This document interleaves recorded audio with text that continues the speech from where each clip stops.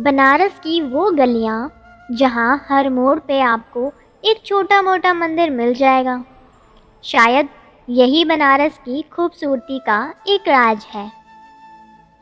हर पल उस छोटे बड़े मंदिर से आती घंटियों की आवाजें मन को कितना सुकून देती हैं। बनारस के इन्हीं गलियों में एक राम जानकी मंदिर है, जिसकी देखरेख मंदिर के पुजारी पंडित राम नारायण मिश्र के हाथों थी। मिश्र जी भी अपनी पूरी जिंदगी इस राम जानकी मंदिर को समर्पित कर चुके थे। संपत्ति के नाम पर उनके पास एक छोटा सा 2 कमरे का मकान और परिवार में उनकी पत्नी और विवाह योग्य बेटी कमला। मंदिर में जो भी दान आता वही पंडित जी और उनके परिवार के गुजारे का साधन था। बेटी विवाह योग्य हो गई थी और पंडित जी ने हर मुकम्मल कोशिश की जो शायद हर बेटी का पिता करता, पर वही दान दहेज पर आकर बात रुक जाती। पंडित जी अब निराश हो चुके थे, सारे प्रयास करके हार चुके थे। एक दिन मंदिर में दोपहर के समय जब भीड़ न के बराबर होती है, उस समय चुपचाप राम सीता की प्रतिमा के सामने आंखें बंद किए अपनी बेटे के भविष्य के बारे में सोचते हुए उनकी आंखों से आंसू बहे जा रहे थे। तभी उनके कानों में एक आवाज आई, नमस्कार पंडित जी। झटके में आंखें खोली तो देखा सामने एक बुजुर्ग दंपत्ति हाथ जोड़े खड़े थे। पंडित जी ने बैठने का आग्रह किया। पंडित जी ने गौर से देखा कि वो वृद्ध दंपत्ति देखने में किसी अच्छे घर के लगते थे।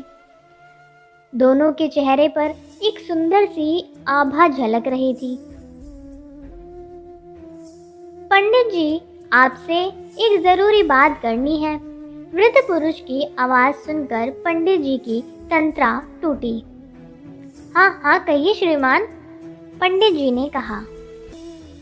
उस वृद्ध आदमी ने कहा, पंडित जी, मेरा नाम विशंभर नाथ है। हम गुजरात से काशी दर्शन को आए हैं। हम निसंतान हैं। बहुत जगह मन्नतें मांगी, पर हमारे भाग्य में पुत्र या पुत्री सुख तो जैसे लिखा ही नहीं। बहुत सालों से हमने एक मन्नत मांगी हुई है। एक गरीब कन्या का विवाह करवाना है।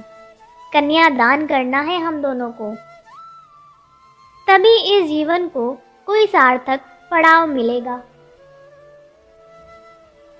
वृद्ध दंपत्ति की बातों को सुनकर पंडित जी मन ही मन इतना खुश हुए जा रहे थे जैसे स्वयं भगवान ने उनकी इच्छा पूरी करने को किसी को भेज दिया हो।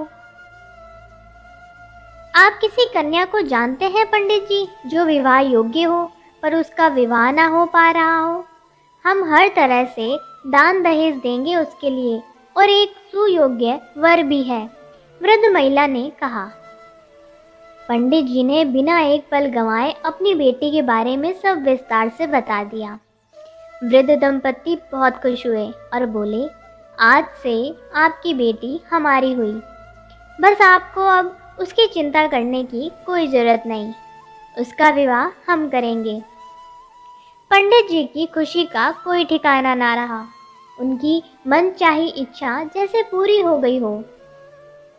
विशंभर नाथ ने उन्हें एक विजिटिंग कार्ड दिया और बोले, बनारस में ही ये लड़का है। ये उसके पिता के ऑफिस का पता है। आप जाइए, ये मेरे रिश्ते में मेरे साढ़ू लगते हैं। बस आप जाइए और मेरे बारे में कुछ ना बताइएगा।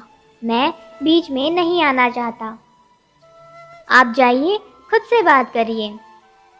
पंडित जी घबराए और बोले, मैं कैसे बात करूं? न जान न पहचान, कहीं उन्होंने मना कर दिया इस रिश्ते के लिए तो? वृद्ध दंपत्ति ने मुस्कुराते हुए आश्वासन दिया कि आप जाइए तो सही। लड़के के पिता का स्वभाव बहुत अच्छा है, वो आपको मना नहीं करेंगे। इतना कहकर वृद्ध दंपत्ति ने उनको अपना मोबाइल नंबर दिया और चले गए।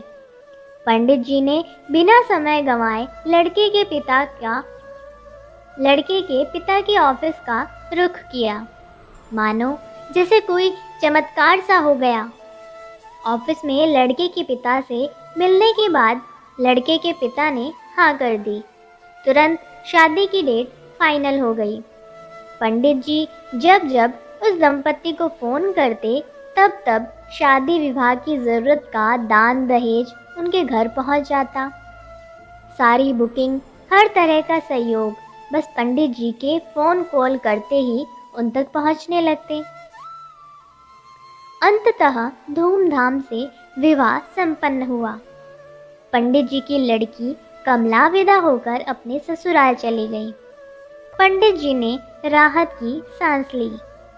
पंडित जी अगले दिन मंदिर में बैठे उस वृद्ध दंपत्ति के बारे में सोच रहे थे कि कौन थे वो दंपत्ति जिन्होंने मेरी बेटी को अपना समझा। बस एक बार ही मुझसे मिले और मेरी सारी परेशानी हर लिए। यही सोचते सोचते पंडित जी ने उनको फ़ोन मिलाया। उनका फ़ोन स्विच ऑफ बता रहा था। पंडित जी का दिल जोर जोर से धड़कने लगा। उन्होंने मन ही मन तय किया कि 1-2 दिन और फ़ोन करूँगा, नहीं बात होने पर अपने समधी जी से पूछूंगा ज़रूर विशंबर नाथ जी के बारे में। अंततः लगातार 3 दिन फ़ोन करने के बाद भी विशंबर नाथ जी का फ़ोन नहीं लगा तो उन्होंने तुरंत अपने समधी जी को फ़ोन मिलाया। ये क्या? फ़ोन पे बात करने के बाद पंडित जी की आंखों से झरझर आंसू बहने लगे। पंडित जी के समधी जी का दूर दूर तक विशंबर नाथ नाम का ना कोई सगा, ना संबंधी, ना ही कोई मित्र था।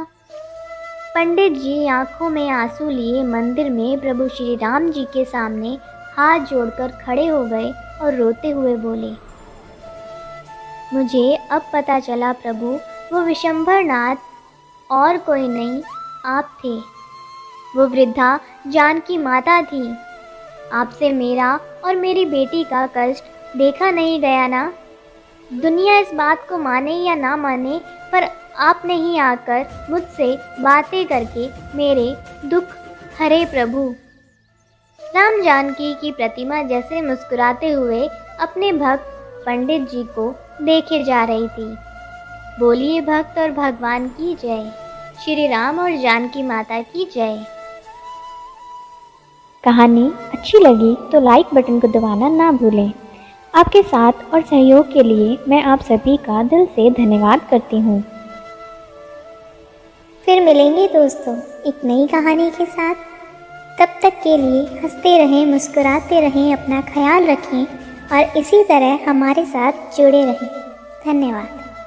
अगर आपको ये कहानी अच्छी लगी और इससे कुछ सीख मिली तो चैनल को सब्सक्राइब ज़रूर करें। आपका एक सब्सक्राइब हमें इसी तरह से नई नई कहानियाँ आपके लिए लाने के लिए प्रेरित करता है।